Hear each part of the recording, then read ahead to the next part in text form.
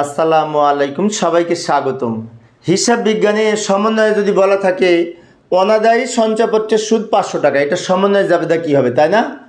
তো অনাদায়ী বিনিয়োগ প্রাপ্য বিনিয়োগের সুদের একটা পক্ষ হচ্ছে সম্পদ, প্রাপ্য বিনিয়োগের সুদ নামে, কারণ সঞ্চয়পত্রের সুদ আর বিনিয়োগের সুদ এক। তো প্রাপ্য বিনিয়োগের সুদ ডেবিট হবে কারণ সম্পদ বৃদ্ধি পাবে, আর একদিকে আয় বৃদ্ধি পাবে, সেটি হচ্ছে বিনিয়োগের সুদ বাবদ আয় ক্রেডিট হবে। অর্থাৎ প্রাপ্য বিনিয়োগের সুদ এবং বিনিয়োগের সুদ হিসাব ক্রেডিট হবে। এখানে সঞ্চয়পত্রের সুদ বলতে বিনিয়োগের সুদ বোঝায়।